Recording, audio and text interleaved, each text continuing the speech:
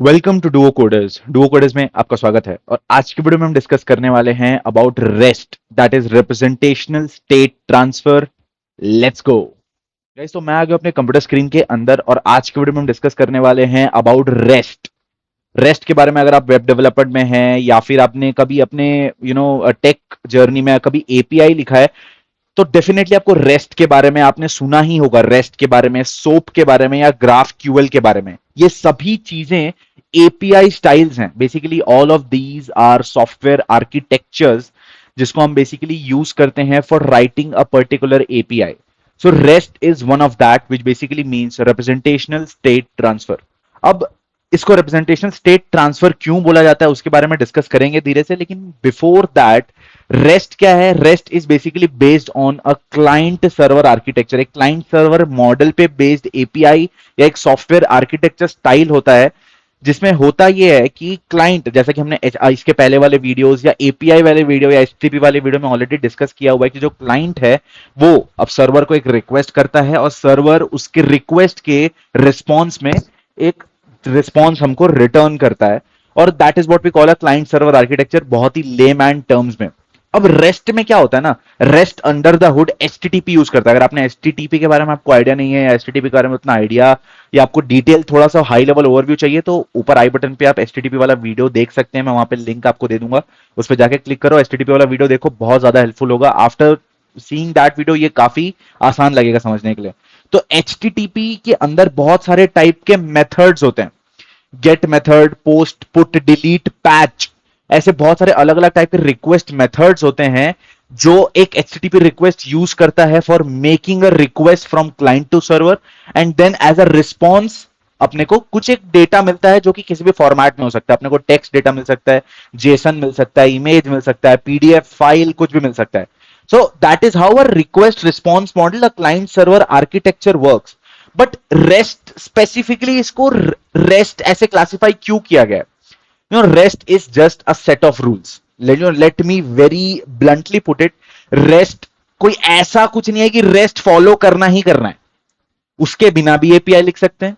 But rest is just a set of rules, a global set of rules जो कि सभी developers around the world her product पे follow करते हैं, so that अगर कोई नया डेवलपर इस पे काम करने के लिए आ रहा है या कोई नया बंदा इसमें आने वाला है काम करने के लिए, इस प्रोडक्ट को समझने वाला है, तो उसको आसानी से समझ आ जाए। ये चीज मैं आपको थोड़ा एग्जाम्पल देके बताता हूं, थोड़ा बेटर रहेगा। जैसे गेट एचटीटीपी के अंदर, अब रेस्ट के अंदर स्पेसिफिकली होता है अंडर द हुड यूज होता है HTTP. Okay, under the hood upon use करते हैं एच टी टी पी, ये I am sorry this is H. और एचटीटीपी के अंदर बहुत सारे मेथड्स होते हैं। अब मैं आपको बताता हूं। सबसे पहला इसके अंदर होता है गेट। गेट के बाद अपना सबसे इंपॉर्टेंट होता है अपना पोस्ट। पोस्ट के बाद होता है put.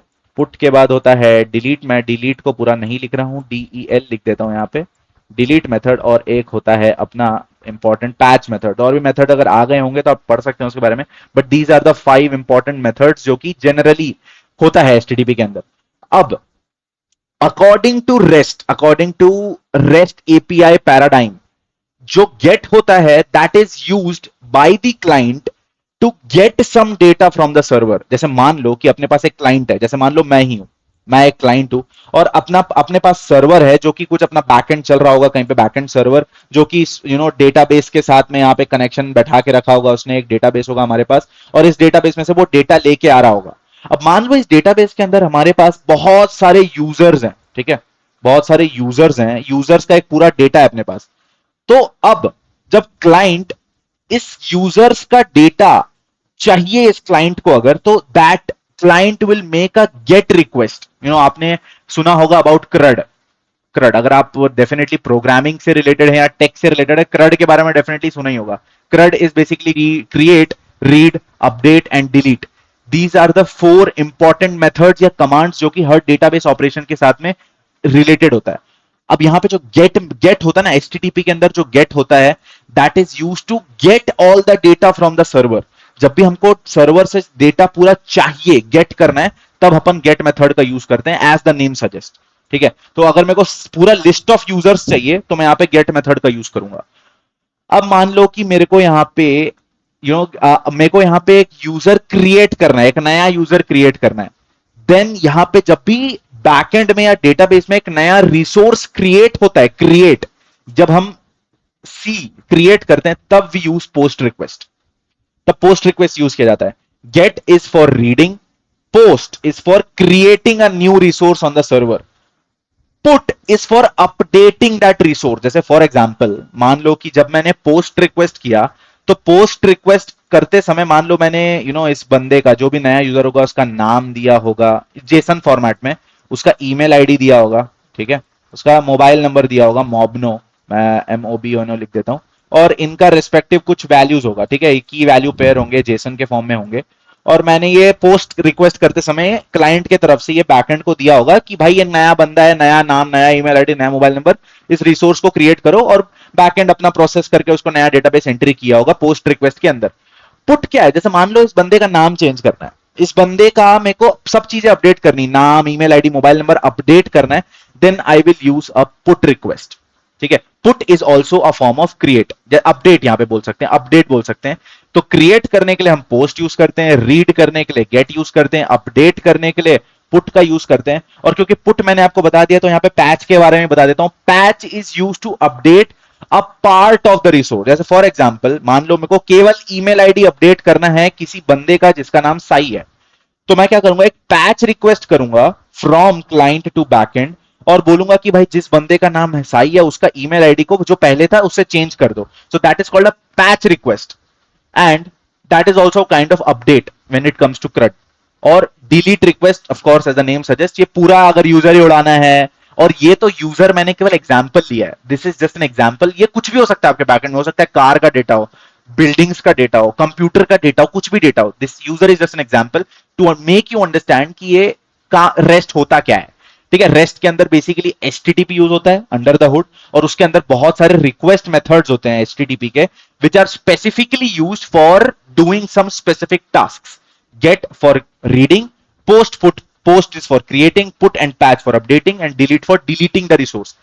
But here comes the game changer कि भाई जरूरी नहीं है कि मैं रीड करने के लिए गेट ही यूज करूं. That is not a necessity, that is just a rule. मैं चाहूं तो मैं डिलीट रिक्वेस्ट के साथ में भी रिसोर्स क्रिएट कर सकता हूं, क्योंकि भाई जब मैं यहां से क्लाइंट के तरफ से एक HTTP रिक्वेस्ट इनिशिएट करता हूं, एक HTTP रिक्वेस्ट इनिशिएट करता हूं, बोलता हूं कि इसका जो रिक्वेस्ट टाइप है, दैट इज रिक्वेस्ट मेथड है, that is a delete method, तो मैं अपने बैकएंड के अंदर जब वो एक्सेप्ट करूंगा इस डिलीट रिक्वेस्ट को, तो जरूरी नहीं है कि मेरे को डिलीट ही करना है डेटाबेस में से. मैं चाहूं तो मैं उस डिलीट मेथड के अंदर इंप्लीमेंटेशन में ये लिख सकता हूं कि जब भी डिलीट रिक्वेस्ट आए तो यूजर क्रिएट कर दो. ये भी मैं कर सकता हूं. तो this what ever I explain just now कि भाई CRUD होता है, ये सब रिक्वेस्ट मेथड्स होते हैं, this is just a rule. ये एक रूल है जो फॉलो करना चाहिए, ऐसा बोलते हैं. तो जब भी हम लोग कभी भी अपना API लिखते हैं, और अगर वो एक REST API है, देन वी मस्ट एंश्योर कि अगर हम लोग गेट रिक्वेस्ट लिख रहे हैं तो हम लोग लिख रहे हैं to get some data, not to put और to update some data into the backend. ये एक जनरल प्रैक्टिस है, दिस इज अ प्रैक्टिस जो कि मार्केट में फॉलो होता है, जस्ट दैट. अब इसको रिप्रेजेंटेशनल स्टेट ट्रांसफर इसीलिए बोला जाता है क्योंकि जो HTTP, जो as a core HTTP is a stateless protocol. यानी कि जब भी क्लाइंट से सर्वर पे कुछ डेटा जाता है, तो दैट रिक्वेस्ट कंटेन्स एवरीथिंग जो कि सर्वर को चाहिए टू प्रोसेस दैट रिक्वेस्ट. यानी कि जब मैं एक रिक्वेस्ट कर रहा हूं बैकएंड को कि भाई मेरे को पूरा डेटा दे दे यूजर्स का, तो इस रिक्वेस्ट के अंदर हर वो चीज है जो बैकएंड को चाहिए टू प्रोसेस दैट रिक्वेस्ट. तो it is a stateless request. मैं कोई स्टेट प्रिजर्व करके नहीं रखता बैकएंड के अंदर क्लाइंट के बारे में. There is no state preserved in the request और इन द रिस्पॉन्स. कहीं भी कोई स्टेट प्रिजर्व नहीं होता.